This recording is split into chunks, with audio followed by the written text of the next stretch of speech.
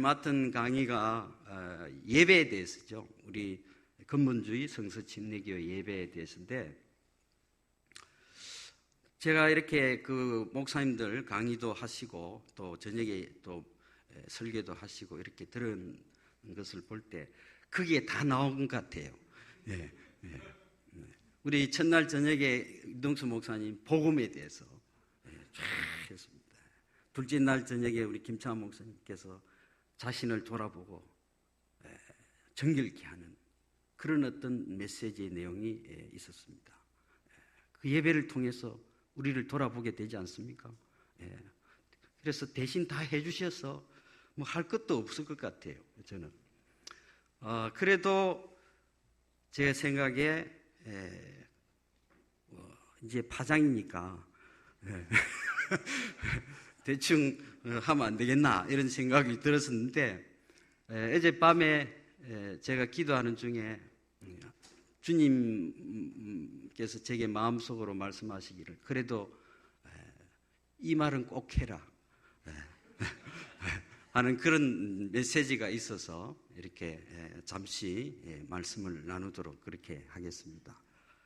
사실상 우리 목사님들께서는 매주마다 예배를 기획한다기보다도 준비하고 그 부분에 대해서 상당한 신중함과 또 경건함으로 이렇게 준비를 하고 계신 것으로 알고 있습니다. 실질적으로 다른 부분은 조금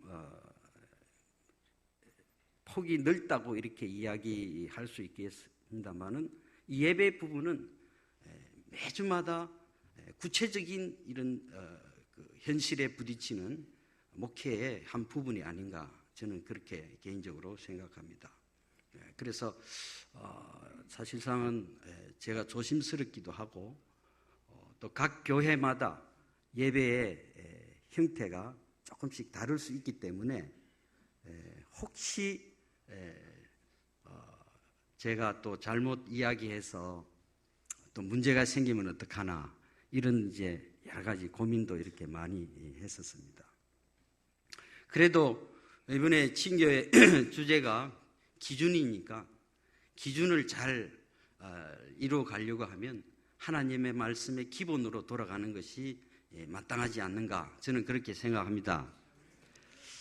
얼마 전에 한 그 목사 안수식에서 어떤 목사님이 질문을 하시기를, 그 안수자에게 율법과 은혜에 대해서 좀 이야기를 할 수 있겠느냐, 이렇게 이야기를 했습니다. 그래서 그러니까네 거기 계신 목사님 중에 한 분이, 우리도 잘 모르는데 그 어려운 질문을 하냐고 그런 이제 이야기를 하셨습니다.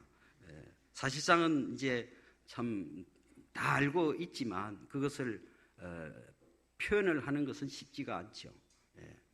저는 우리 성서침례교회 또 신약적인 예배 그 개념은 율법과 은혜에서 기준할 수 있다고 저는 개인적으로 생각합니다.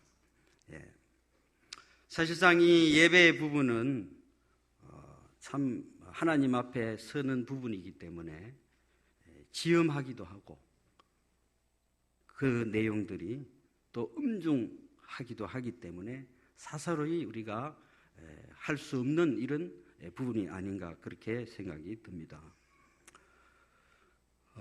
그래서 저는 오늘 이 시간 먼저 하나님의 말씀 요한복음 4장 19절에서부터 24절, 그 파워포인트 거기서 좀 넘겨주세요. 제가 없습니다. 그래서 파워포인트를 좀 준비를 했습니다. 그래서 보시고 성경 안 찾으셨어도 아니 괜찮습니다. 주실래요?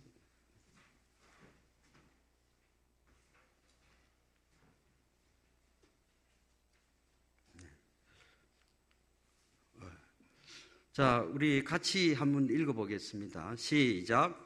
여자가 그분께 이르되 선생님이여, 내가 보니 선생님은 대언자로소이다. 우리 조상들은 이 산에서 경배하였는데 당신들은 이르기를 사람들이 마땅히 경배할 곳이 예루살렘에 있다 하나이다 하매 예수님께서 그녀에게 넘겨야 되죠. 예. 시작.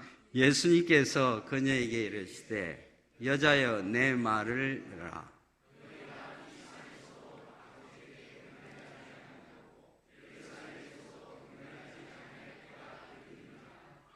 너희가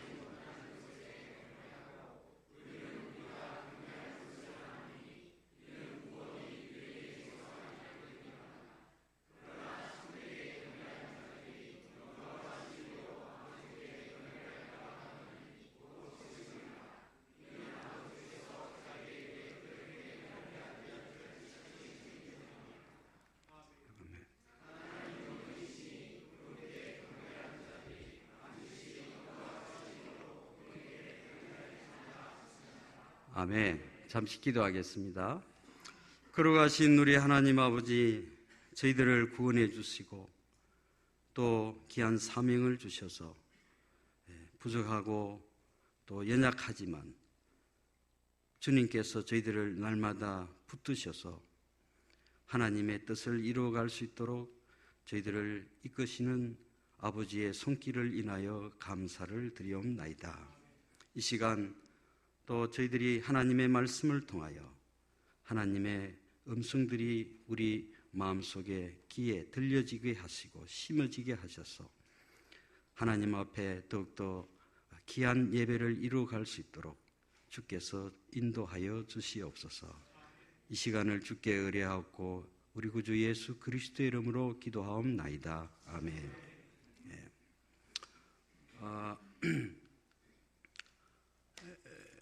저는 십계명에 있는 계명 중에서 신명기 5장 1절에 너는 내 앞에 다른 신들을 두지 말라 하는 십계명의 첫 계명을 우리 목사님들이 다 아실 것으로 생각이 듭니다.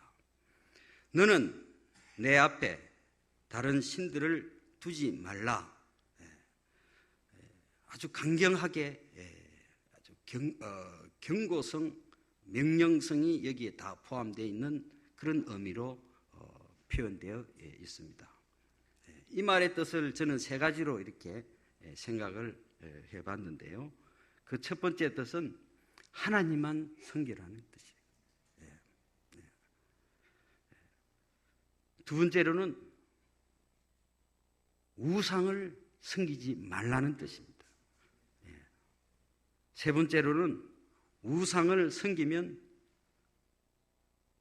어떻게 하겠다 하는 경고의 메시지도 포함이 되어 있다고 저는 생각이 듭니다.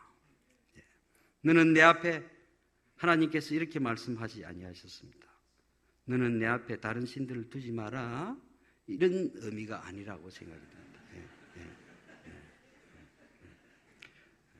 두지 말라 아주 그 강경한 의미라고 생각이 듭니다. 뭐 우리 목사님들 군대 다 생활해 보셨습니다만 지휘관들이 이야기할 때 해도 되고 안 해도 돼 이렇게 지휘관이 말하는 경우는 거의 없습니다.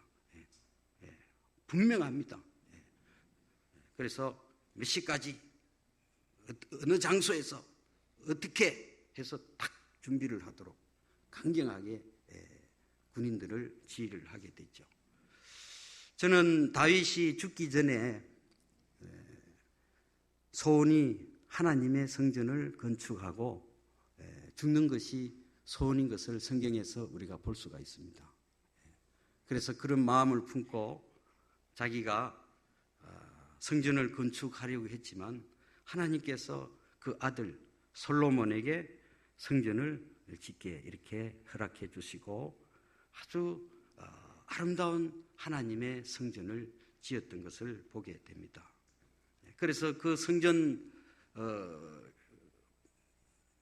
다 완공했을 때 그 이스라엘 백성들이 다 모여서 하나님 앞에 영광을 돌리면서 솔로몬은 그곳에서 하나님 앞에 장구한 기도를 하는 것을 성경에서 볼 수가 있습니다.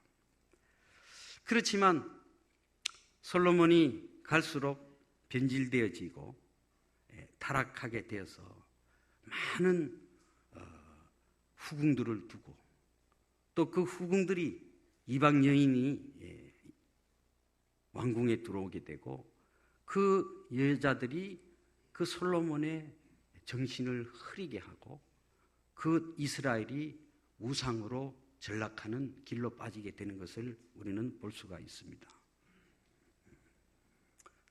하나님께서 너는 내 앞에 다른 신들을 두지 말라 강력하게 말씀하셨음에도 불구하고 이스라엘 백성들은 나라 전체가 결국은 우상의 나라로 빠지고 마는 것이죠. 그랬을 때 하나님은 진노하셨습니다. 먼저 이스라엘을 남북으로 쪼개게 하시고 그리고 북왕국 이스라엘이 멸망을 하고 남왕국 이스라엘도 멸망을 하고 나라 없는 그런 백성이 되어 바벨론으로 끌려가서 그곳에서 노예 생활을 70년 동안 하게 되는 것을 성경에 우리가 볼 수가 있습니다. 하나님은 다른 신들을 섬길 때 가차없이 이스라엘 백성들을 진노하셨던 것을 우리가 볼 수가 있는 것이죠. 이스라엘 백성들이 바벨론으로 끌려가서 바벨론 강가에서 그들이 왜 우리가 이렇게 하나님을 버리고 우상들을 섬겼던가 한탄하면서 그렇게 후회하고 하나님 앞에 회개하는 가운데 있을 때 그 바벨론 사람들이 이스라엘 백성들이 이렇게 이야기했어요. 너희들이 섬기는 하나님이 어디에 있느냐? 너희들이 섬기는 하나님이 있으면 너희들이 지금 이 모양 이 꼴이 되었겠느냐? 너희들이 섬기는 하나님이 있으면 그 바벨론 강가에서 그 하나님을 찬양해봐라. 그 조롱 섞인 그 말들을 서슴없이 내뱉는 그 수모를 당했던 것을 볼 수가 있는 것입니다. 그래서 여러분 지난번에 우리 신학교에서 성지 탐방 갔을 때 그 가이드 목사님이 바벨론 노래를 하나 들려주더라고요. 우리 이성진 목사님 잘 따라하시대요. 빠바바바바바바바 하는 그런 거예요. 그거 여러분 정말 인기 좋았지 않습니까? 지금도 헬스클럽 가면요 그 노래 틀어놓고 아주머니들이 머리 띠띠고 그게 맞춰서 막 이렇게 막 이렇게 춤추고 그러더라고요. 그래서 저도 뭐 그 보니엠인가 하는 그 그룹이 불렀던 그 노래라 아주 리듬도 너무 경쾌하고 막 해서 아주 춤추기 좋은 그런 그 곡이더라고요. 근데 그 가사를 이렇게 쭉 보니까 이 노래가 바벨론 강가에서라는 노래인데 그 이스라엘 백성들이 바벨론 사람인 너희 하나님을 찬양해봐라 이렇게 이야기했을 때 그 이스라엘 백성들이 저런 조롱을 받고 이 이방 나라에서 우리가 어떻게 하나님을 찬양할 수 있겠는가? 그 한탄하는 그 가사들이 그 노래예요. 저도 뭣도 모르고 따라 불렀는데 그 노래가 그렇더라고요. 그래서 가이드 목사님들 이 노래 다 아시죠? 하면서 그런 이야기 하는데 너무너무 이 이스라엘 역사에 대한 부분들을 이렇게 배우게 된 내용입니다. 그런데요, 제가 말씀드리고 싶은 것은 그겁니다. 솔로몬이 그렇게 아름다운 궁전을 세웠지만 아주 은혜로운 찬송이 나오고 있습니다. 그렇게 아름다운 성전을 세웠지만 우상을 섬기니까요 하나님이요 너희들이 그렇게 애지중지해서 세운 하나님의 성전을 하나님 다 허물어 버립니다. 하나님은요 우리가 지금 어떤 노력에 의해서 어떤 업적을 세웠느냐 그거보다도 너희들이 지금 어떤 사람이 되어 있느냐를 하나님 더 중요하게 보시더라고요. 그래서 저는 하나님의 진노하심이 얼마나 지엄하고 엄중하다는 것을 사실상 다시 한 번 더 배우게 되었습니다. 오늘 이 한 여인이 예수님을 만나게 됐습니다. 사마리아 우물가에 있었던 사건 아닙니까? 그런데 이 여인이 참 독특해요. 뭐 앞에 이야기는 여러분 목사님들이 잘 아시지만 예수님 만나가지고 질문을 하나 했는데 예배에 대해서 질문을 했습니다. 여러분 우리가 예수님 만나면 뭐 질문할 것 같습니까? 여러분 목사님들은 무슨 질문을 하겠습니까? 그때 왜 이렇게 안 도와주셨습니까? 뭐 이런 거 질문하지 않겠습니까? 그죠? 그런데 이 사마리아 여인은 그 예수님을 만났을 때 예배에 대해서 질문했어요. 그리고 말하기를 당신네들은 이야기하기를 예루살렘에 가서 예배해야 된다고 하는데 우리는 그게 가서 예배를 못하는데 여기 보게 되면은 여기 그리심산 있죠. 다인과 부엘사바 그쪽에 이제 이렇게 세워서 했습니다. 그래서 이 여인은 그런 질문을 했던 것을 보게 됩니다. 그랬을 때 우리 주님께서 말씀하시기를 예루살렘에서도 말고 그리심산에서도 말고 때가 오면 하나님 앞에 예배할 때가 있으니 그곳에서 예배를 드리면 신령과 진정으로 영과 혼으로 진리로 예배를 드리라 이렇게 주님께서 말씀하셨습니다.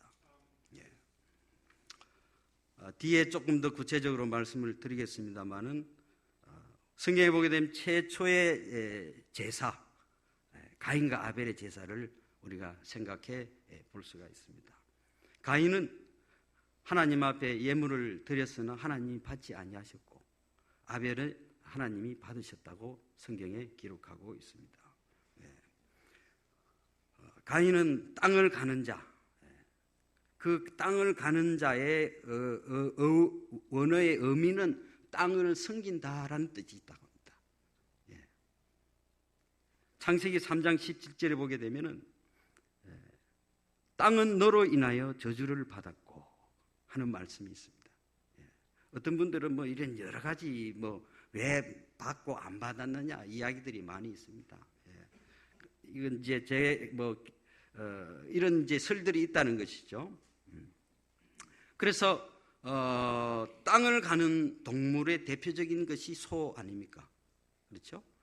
그래서 소는 성경에 보게 되면은 사도행전 7장 37절에서부터 41절에 보게 되면은 출애굽해서 이스라엘 백성들이 그 강야에서 애굽에서 가지고 온 금으로 무엇을 만들었습니까?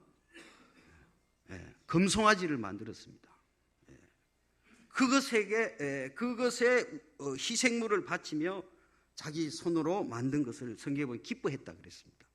그것을 하나님 형상으로 바꿨던 것이죠. 그래서 제가 미국 갔을 때 뉴욕에 가니까 그 금융가 중심에 무슨 동상이 있는 것을 제가 보았는가 하면은 황소 동상이 있는 것을 봤습니다. 이 소는요, 그래서 불을 상징하는 거예요. 그래서 하나님이 받지 아니했다 하는 이런 이야기도 있습니다. 그런데 아벨의 희생 제물은 여기 보게 되면은 히브리서 11장 4절에 믿음으로 아벨은 가인보다 더 뛰어난 희생물을 드리고 그것으로 말미암아 자기가 의롭다는 증거를 얻었으며 하나님께서 그의 예물에 대하여 정언하시느니라. 그가 죽었으나 믿음으로 여전히 말하고 있느니라.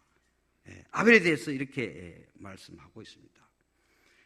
그러니까 하나님께서는 결론적으로 가인의 제사는 받지 아니하셨으나 아벨의 제사는 받으셨습니다. 그런데 이 제사를 통해서 예물을 통해서 하나님이 받으시는 제사가 있고 받지 아니하시는 제사가 있다는 것이죠. 바른 제물, 하나님이 원하시는 바른 제물, 그리고 바른 예배, 이것이 중요하다는 것입니다. 예배를 통해서 우리 김찬 목사님께서 화요일 저녁에 자신을 돌아보는 그러한 메시지를 말씀하셨습니다. 그런데 바른 예배를 우리가 바르지 못한 예배를 하게 되면 후유증이 있다는 거예요. 그 후유증이 뭡니까? 가인이 아벨을 돌로 동생을 쳐 죽이는 이런 일이 일어났습니다. 하나님이 가인 제사를 받지 아니하셨을 때 보통 사람들은 하나님이 나의 제사를 받지 아니하셨구나 이렇게 생각하면 그것을 통해서 자기를 돌아보는 이런 자세를 가지는 것이 보통 사람의 마음일 것입니다. 그런데 여러분, 이 가인은 그렇게 하지 아니했어요. 동생을 죽여버립니다. 화가 났겠죠. 질투가 났겠죠. 여러분, 우리 부모님들이 옛날에 저희 부모님들 그랬습니다. 뭐 잘못하면 뭐라고 이야기하는? 나가! 집 나가! 이렇게 이야기했어요. 요즘은요 그렇게 이야기 바로 나가버립니다.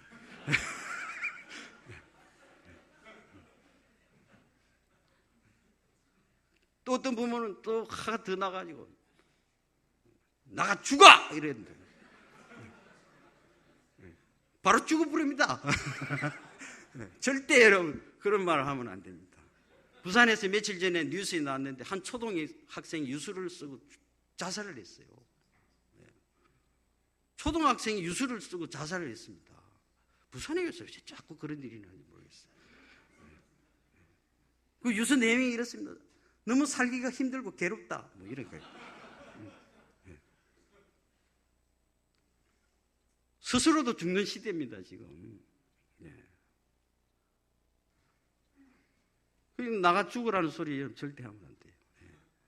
그래서 눈치를 살살 보면서 옛날에 어른들은 그렇게 하면 우리 자식들이 아이고 내가 뭐 잘못했나 보다. 아버님 말씀이 맞다. 내가 바르게 하고 아버님 말씀하신 거 근심 안 끼쳐드리도록 그렇게 잘해야지. 이렇게 생각했는데 요즘 애들은 안 그렇습니다. 바로 막 뛰어나가버리고 바로 뭐 한강 위에 올라가서 막 띠리 내릴까 말까 뭐 이렇게 한다. 예배를 잘 드려야 됩니다. 예배를 통해서 하나님은 우리를 다시 살리신다고 믿습니다. 그래서 예배는 축복입니다. 그래서 예배가 축복이 돼야 됩니다. 그래서 히브리서 11장 6절에 그러나 믿음이 없이는 하나님을 기쁘시게 하지 못하나니 그분께 가는 자는 반드시 그분께서 계시는 것과 또 그분께서 부지런히 찾는 자들에게 보상해 주시는 분이심을 믿어야 하느니라 이렇게 말씀하셨습니다. 우리를 예배를 통해서 축복하는 그 하나님의 그 손길을 임하게 하도록 우리 목사들이 예배를 잘 준비하고 축복된 예배가 되도록 그렇게 이루어 가야 한다고 저는 믿는 것입니다. 초대교회는 사도행전 2장 46절에서부터 말하기를 날마다 한마음이 되어 성전에 거하고 47절에 하나님을 찬양하며 24절에 사도들의 교리와 교제 안에서 머물고 빵을 떼며 기도하더라.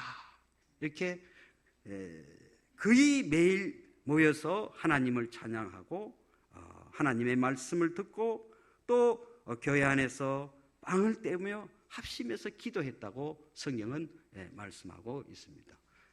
그것을 좀 알아서 좀 넘겨주세요. 그래서 초대교회는 이렇게 참 열심히 모였다 하는 것을 볼 수가 있죠. 그러면 예배란 무엇인가? 좀 넘겨주세요. 하나님과의 만남이다. 예배학자들은 그렇게 이야기하더라고요. 하나님과의 만남. 하나님과 거룩한 만남의 교제이며 그 예배를 통해서 하나님의 백성들의 성도들의 삶이 드려지는 것이 예배이다. 이렇게 말을 하고 있습니다. 칼빈은 이렇게 이야기했다고 합니다. 삶이 곧 예배가 되어야 된다. 이렇게 이야기를 했다고 합니다. 마태복음 18장 20절에 두세 사람이 내 이름으로 함께 모인 곳에 나도 거기에 그들의 한 가운데 있느니라 하시니라, 이렇게 말씀하셨습니다. 우리 목사님들, 교회가 존재하는 이유가 어디에 있다고 생각이 드십니까? 그것은 하나님을 예배하기 위해서라고 볼 수 있습니다. 그리고 교회에 어떤 순위보다도 이 예배가 최우선 순위가 되어야 한다고 저는 믿는 것입니다. 통계적으로 전 세계에서 가장 예배를 많이 드리는 나라가 어디라고 생각이 드십니까? 예? 나왔습니까? 네. 이상하게 답이 바로 나오더라고요. 사실 그렇습니다. 우리 한국 교회는 새벽 예배부터 시작하잖아요. 새벽 예배부터.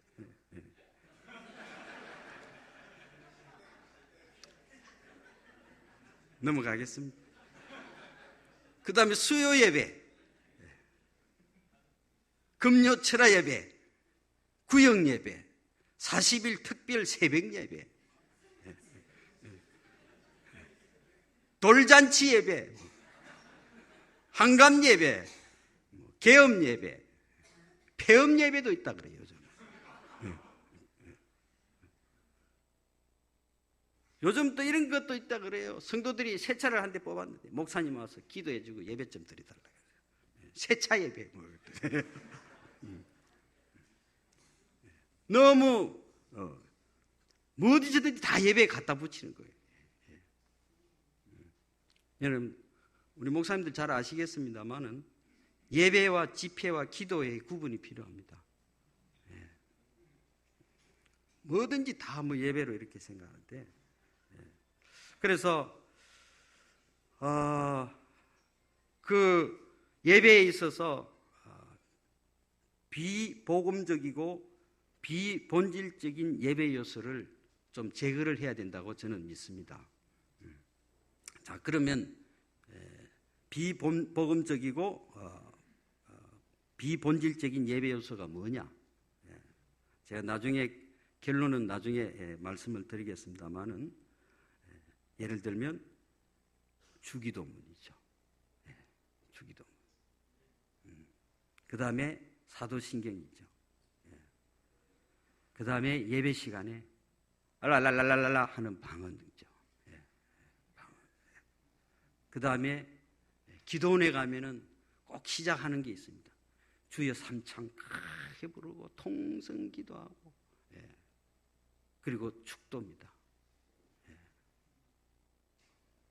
제가 최전방에서 판문점에 그 근무를 할 때 제가 군대 교회를 목회를 했는데, 제 앞에 목회를 하셨던 분이 장로교 출신이세요. 그러니까 예배 시간에 땡 하면서부터 묵도로 시작하는 거죠.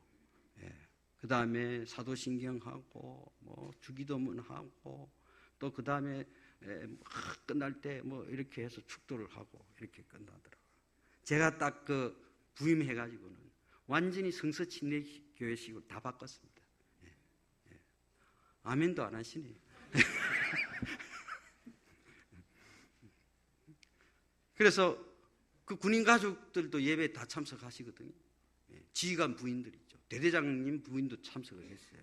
그래서 대대장님 부인이 하루는 예배 마치고 제 사무실에 와서, 전사님 왜 주기도문도 안 하고 사도신경도 안 하고 뭐 안 하는 거 쭉 다 열거를 하더라고요. 그래서 성경에 없습니다. 성경에 없습니다.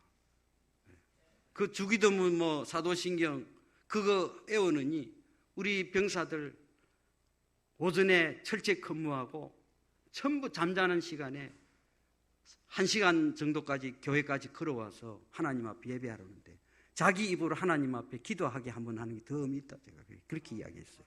예. 그러니까 그 대제사장 사부님이 그러네요. 듣고 보니. 예. 그러면서 저를 얼마나 도와주시는지 몰라요. 예. 정말로 저를 적극적으로 도와주시고 교회 일에 참 헌신적으로 해주셨던 그 기억이 납니다. 어느 교회에는 사람들을 모으기 위해서 사람 중심적인 예배를 드립니다. 얼마 전에 한 신문에서 아주 그 사설에 이런 걸 봤습니다. 한 교회에서 교회에 무슨 행사를 하는데 경품 추첨 해갖고 그 자동차 한 대를 탁 그렇게 걸었더라고요. 우리는 뭐 그렇게 할 형편도 안 되고, 그리고 1등 한 사람 뭐 그 차 한 대, 그리고 나머지는 뭐 쌀 뭐 해가지고 한 포대씩 해가지고 그 교회 마당에 막 이렇게 산더미가 세어난 걸 제가 사진에서 보았습니다. 우리는 하나님 중심적인 예배를 드려야 된다고 믿습니다. 사람을 모으기 위한 예배가 돼서는 안 된다고 믿습니다. 힘들고 어려워도 성경적인 방법으로 우리가 사람들을 주님께로 인도해서 한 사람이라도 하나님 앞에 바른 예배를 드릴 수 있도록 그렇게 해야 할 책임이 우리 목사들에게 있다고 저는 믿습니다. 여러분 이런 말 들어보셨나요? 현대 예배 잘 안 들어보셨죠? 요즘 예배에 대해서 하나 새로 생긴 단어가 있는데 이게 현대 예배라는 단어입니다. 이것을 한마디로 이야기하면 성경적인 예배에서 멀어진 예배다. 저는 그렇게 정의를 내렸습니다. 현대 예배의 특징이 뭐냐? 바로 멀티미디어 기계를 사용하고 그리고 많은 악기들을 사용하는 그런 어떤 부분들이 있다고 합니다. 우리 목사님들이 잘 아시다시피 1980년도 교회에 기타가 들어오고 또 드럼이 들어오고 그래서 많은 논란들이 있습니다. 지금도 있죠. 무엇이 옳다, 나쁘다. 제가 정의는 하지는 않겠습니다. 왜냐하면 어떤 분들은 좋다 하는 분들도 있고 어떤 분들은 또 아니라 하는 분도 있기 때문에 선택은 우리 목사님들이 하셔야 될 부분이 아닌가 이렇게 생각이 듭니다. 제가 여기서 이렇게 말을 해버리면 제가 끝나고 또 어디 끌려가가지고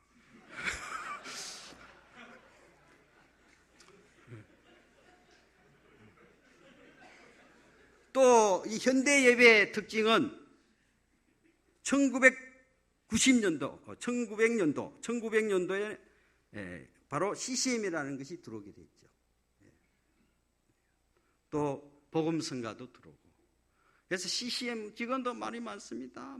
CCM 하면 어떤 분들은 극단적으로 이단이다 이렇게까지 이야기하는 분들도 있습니다. 예전에는 교회마다 부흥회 이런 거 많았습니다. 한번 설교를 하면은 그 목사님이 불의 사자 해가지고 성령의 불덩어리가 날아간다 해가지고 그런 어떤 것들이 많이 있었지 않습니까? 그런데 지금 요즘 그런 거 없죠, 많이. 그런데 지금 우리 현대 예배에 있어서 가장 자리를 잡은 내용 중에 하나가 있다면 그것이 찬양과 경배의 예배입니다. 그래서 찬양과 경배를 교회들마다 이렇게 많이 하는 그런 흐름에 있는 것을 보게 됩니다. 미국 시카고의 한 대형 교회는 사람들을 교회로 끌어모으기 위해서 일부는 뮤지컬, 2부는 예배 이렇게 한다고 합니다. 왜 그러면 이런 현대 예배라는 단어가 생겨났느냐? 그 원인이 그분들은 이렇게 이야기하더라고요. 교회의 노령화 현상 때문이다. 그분들이 이야기하는 거래요. 청년들이 교회에 사라지고 있다는 겁니다. 청년들을 다시 교회로 돌아오게 하기 위한 방법으로 음악적이며 문화적인 코드를 교회에서 도입을 하고 있다 하는 것이죠. 저는 신학교에서 교회 음악을 가르칩니다. 교회 음악을 가르치는데요, 우리 신학생들에게 여러 가지로 좀 유익한 부분들을 우리 믿음에 근거해서 이렇게 교육을 하고 있습니다. 우리 지금 친교회 기간 동안에 우리는 무슨 찬송을 씁니까? 침례계 찬송을 쓰죠. 또 어떤 교회는 교회에서 일반 찬송가를 쓰는 교회도 있습니다. 제가요, 이렇게 저도 음악을 좋아하고 또 연구하는 사람이기 때문에 이제 그 침례계 찬송가하고 일반 찬송가하고의 차이점을 이야기하라고 한다면 무엇을 이야기할 수 있는가 하면은, 일반 찬송가에는 새로운 찬송가가 만들어질 때마다 한국인들이 만든 찬송가들이 많이 들어갑니다. 그리고 침례계 찬송가, 일반 찬송가에 음악적으로 이야기를 드리면, 우리가 찬송을, 대중 찬송을 부를 때 침례계 찬송가에 있는 부분 중에서 너무 음이 높이 올라간 부분들이 있어요. 그래서 그 찬송 부를 때는 목이 쭉 빠지도록 하지 않으면 안 올라가는 부분들이 있습니다. 그래서 어떻게 했느냐, 그 키를 낮춘 거예요. 조금 더 쉽게 부를 수 있도록 그렇게 해서, 그런 차이점이 있고, 근본적으로는 가사의 내용입니다. 우리 침례계 찬송가는 복음적인 가사로 이렇게 만들어져 있습니다. 그래서 우리 침례계 찬송가를 만드신 분들 참 저는 개인적으로 고맙게 생각합니다. 또 그 다음에 여기 복음성가가 있죠. 교회 음악에 있어서 복음성가, 가스펠송 이렇게 이야기합니다. 그런데 목사님들 이래 보면요, 이게 CCM인지 찬송가인지 가스펠송인지 복음성가인지 그걸 잘 구분을 못 하시는 경우들이 많이 있습니다. 잘 모르시죠? 신학교에 와서 배우시면 됩니다. 그래서 어떤 목사님은 우리는 CCM 안 한다 뭐 이렇게 이야기를 하는데, 그 교회 가서 보면 다 CCM이에요. 이게 CCM인지 보험성가인지 그걸 본인들도 잘 몰라요. 한 가지 제가 말씀드리고 싶은 것은, 복음성가는 어떤 것이냐, 거기에 복음적인 가사가 들어가 있어야 됩니다. 우리 주 예수 그리스도의 속죄와 부활과 다시 오심에 대한 그 하나님의 은혜의 내용들이 거기에 들어가 있어야지 그게 복음적인 찬송가가 되는 겁니다. CCM의 특징이 뭔가 아십니까? 그것은 라이프입니다. 자기의 개인 신앙, 아침 햇살이 밝게 비치는데 커피를 한 잔 마시면서 주님의 따사로운 햇빛을 보고 뭐 이런 식으로 가는 게 이제 그런 내용들이에요. 쉽게 이해되셨죠? 다 돼갑니까 벌써? 넘어가겠습니다. 그래서 교회 음악의 변질은 교회의 변질을 가져오는 것입니다. 앞에 너무 많이 했는데 조금 더 했습니다. 그리고 찬송가의 이해도 좀 필요합니다. 기왕 오늘 말씀을 드리니까. 그래서 어떤 분들은 이렇게 예배 시간에 장례식 찬송을 부르는 경우가 있어요. 예배는 하나님 앞에 성부, 성자, 성령 삼위일체 하나님 앞에 경배와 찬양과 그분의 이름을 높이는 그런 예배가 돼야 되는데, 이 장례식 찬송을 거기에 부르면은 조금 맞지 않다는 겁니다. 그래서 찬송가에 보면은 예배 찬송, 성부, 성자, 성령, 교회, 그리스도, 선교 다 목차가 구분이 되어 있습니다. 우리 목사님들이 예배 시간에 찬송을 선택하실 때 그런 부분들을 잘 보시고 선택을 하시면 더 은혜스러운 예배가 될 수 있다고 저는 믿는 것입니다. 예. 또 그리고 제가 미국 랭카스터 교회 갔을 때 그 송리더 하는, 보통 미국에서 송리더는 부목사를 이야기하더라고요. 예. 그분이 찬송 인도를 하는데 개인 마이크를 들고, 그분은 강단에서 잘 보이지 않아요. 딱 그 타이밍이 되면 자기가 딱 나타나가지고 찬양을 인도를 하면서, 그렇게 하면서 우리는 1절부터 4절까지 다 부르잖아요. 예. 그 찬송이 한 4-5 부르면요 30분 가버립니다. 예. 목사님들 늘 설교에 쫓기는 거예요. 뒤에 가다가 반토막에 잘라가고 마무리해가지고 끝내거든요. 예. 그래서 제가 생각할 때는 다 하는 것도 축복이지만 그 예배 시간을 잘 조절해서 이렇게 하는 것도 필요하다 하는 것을 오늘 제가 좀 말씀을 드리고 싶고, 그 다음에 찬송을 메들리 가요 부르듯이 하는 것은 바람직하다는 겁니다. 예.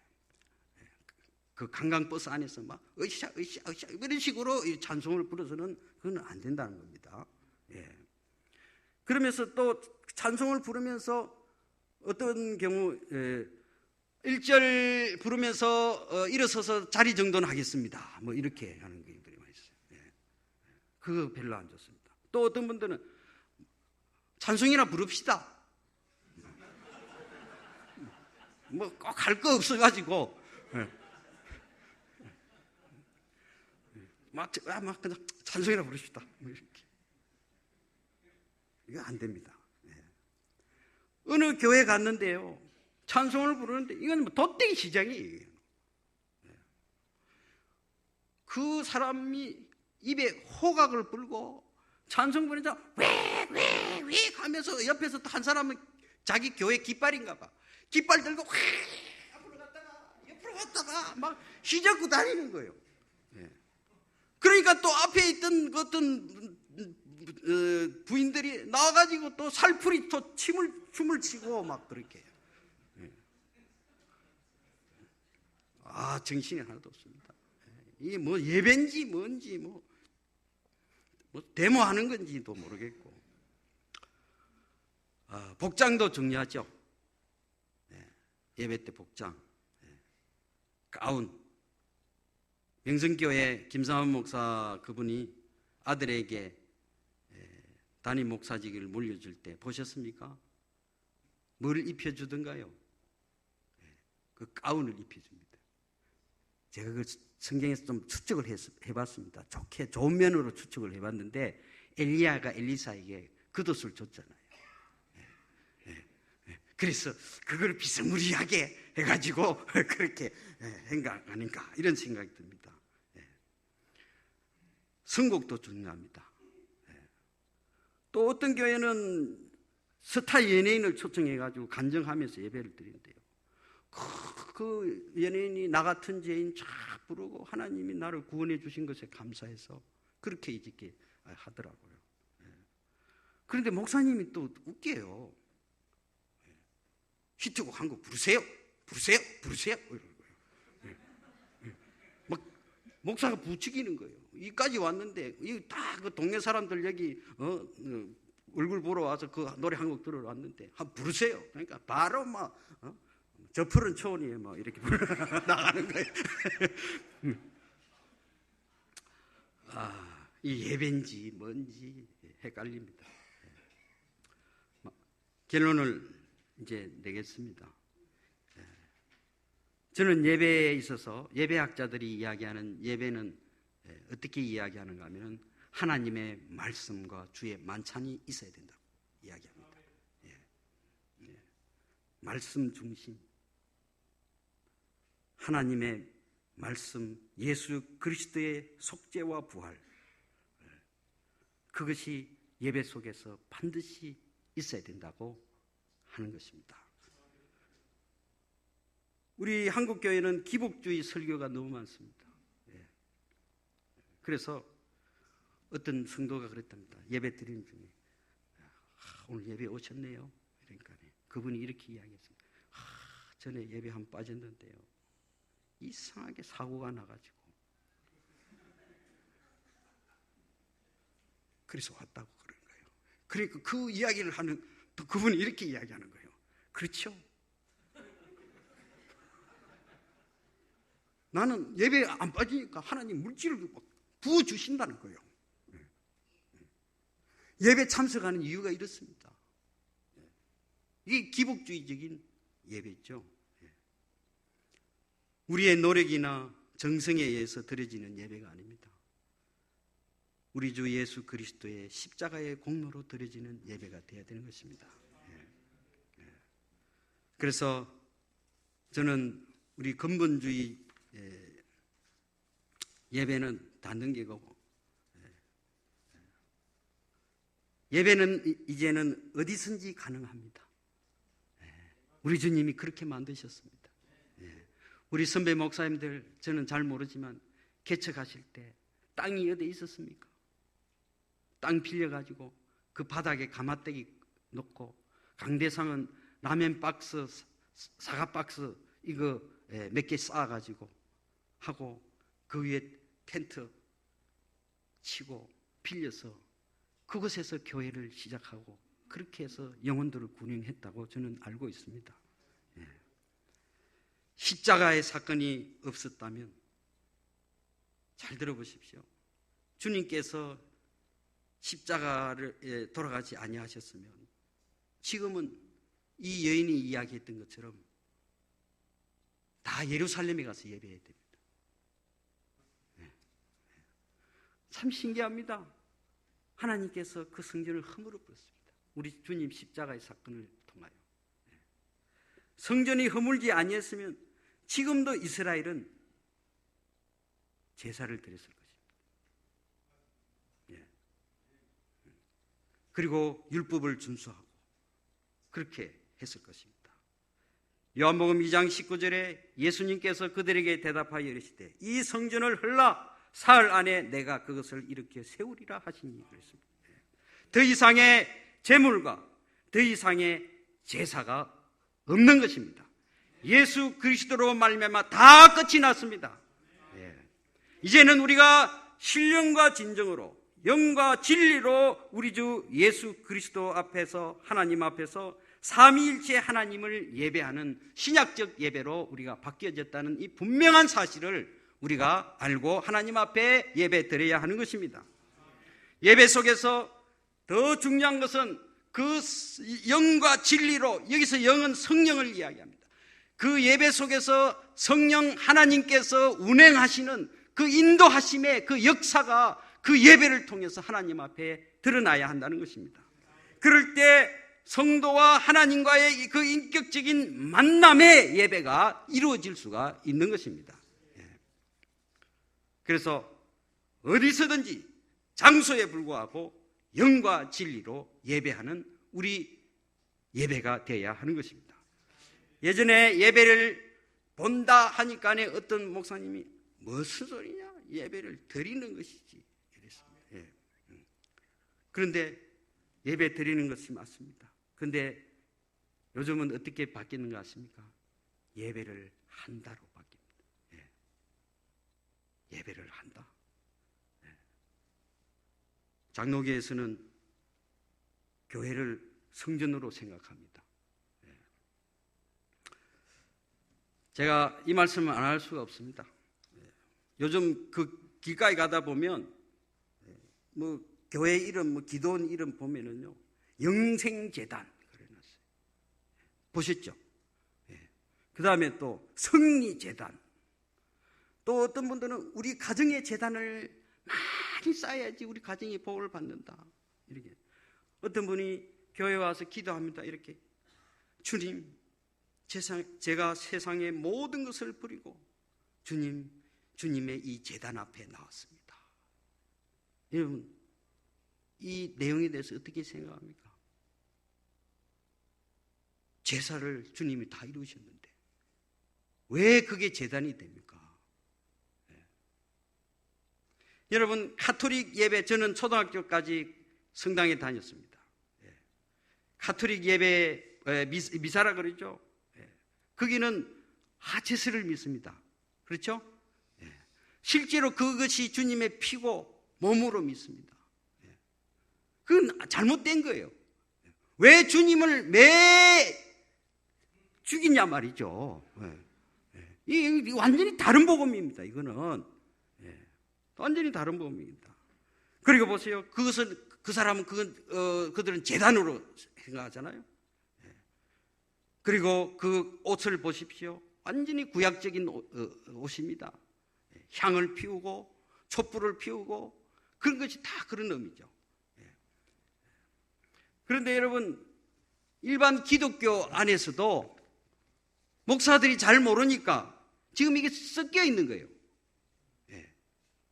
짬뽕이 돼 있으면 지금 짬뽕이 왜 우리가 가운을 입지 않습니까? 제사가 다 끝났습니다. 그런데 어떤 목사들을 보면 어떤 때는 또 가운을 안 입고 있다가 어떤 때는 또 가운을 입고 해요. 자기들도 헷갈리는 거예요, 그게.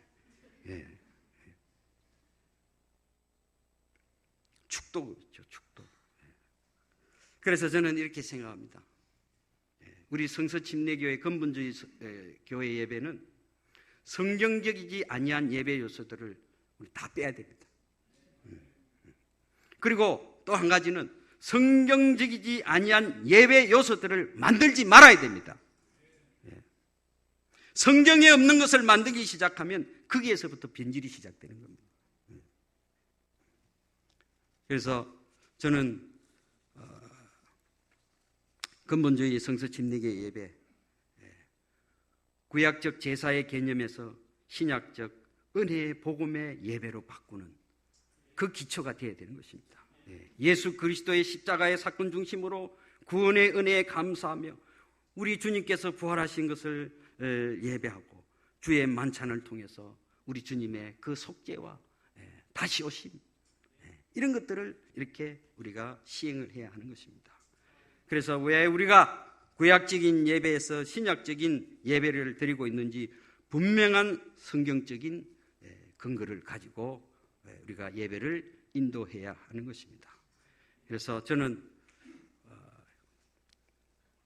시간이 없기 때문에 이 말씀만 하고 마치겠습니다. 얼마 전에 저희 장인어른께서 하늘나라로 가셨습니다. 제가 우리 집사람하고 결혼한 지 33년 됐습니다. 저는 좀 일찍 결혼했습니다. 군대 제대하자마자 바로 결혼했습니다. 우리 집사람이 빨리 하자고 해서 했습니다.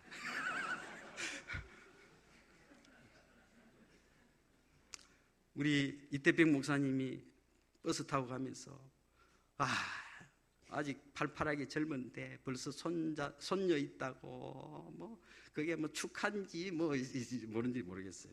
사모님 보시더만도 너무 귀엽다고 말씀을 해주셨습니다. 우리 장인어른이 저희 결혼하고 저희 집에 하룻밤도 묵은 적이 없습니다. 저희 처가 식구 다 예수 믿습니다. 우리 장인어른만 안 믿는 거예요. 항시 고집 대단하더라고요. 그래서 물어봤습니다. 왜 장인어른 예수를 믿기가 어려우십니까? 솔직하게 말씀하시는데 이렇게 말씀하셨어요.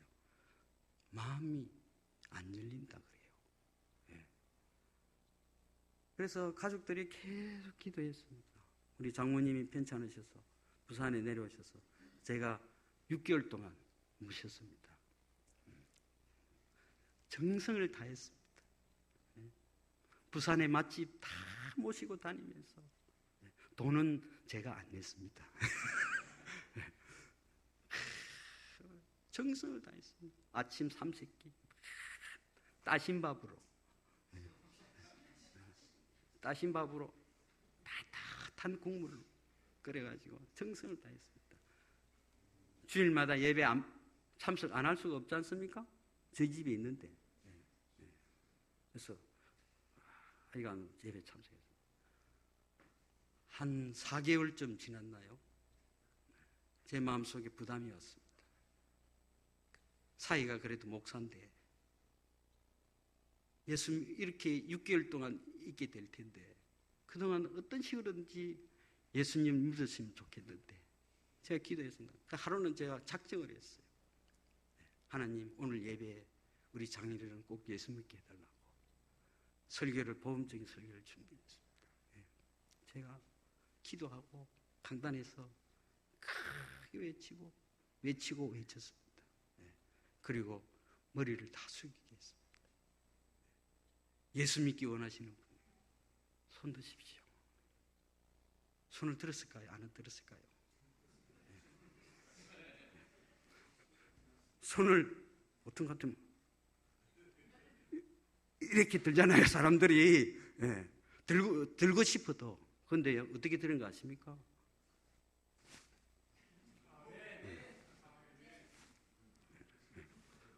제가 놀래가지고 뒤로 딱 자빠지겠더라고요. 이야, 하나님은 말씀으로 역사하시는구나. 역사하시는구나.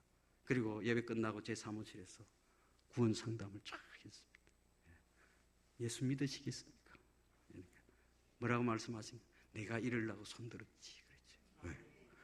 그 철벽과 같은 그 마음이 하나님이요 허물으시니까 순간 다 허물어져요. 그리고 그 다음 주일날 저희 교회 진리탕 꺼내가지고 물 채워가지고 바로 침례 받으셨어요. 교회 간증하고. 저는 왜 이 말씀을 드리는가 하면 예배를 통해서 복음이 전파되고 또 하나님이 역사하셔서 구원받게 하시고 하나님의 놀라운 역사들을 이루시는 우리 근본주의 성서침례 교회 예배가 되기를 원하는 마음에서 말씀을 드렸습니다. 그렇기 때문에 하나님의 역사, 섭리하시는 하나님, 예배를 통하여 성령의 역사가 일어나고 영혼을 구원하는 예배, 예배를 통해서 하나님은 우리 모두를 다 사랑하신다는 하나님의 사랑의 그 메시지, 이러한 예배를 우리 목회자들의 준비와 역할이 얼마나 중요한가, 이 예배를 지켜나가는 우리 성서침례 교회가 되기를 주의 이름으로 부탁을 드립니다. 잠시 기도하겠습니다.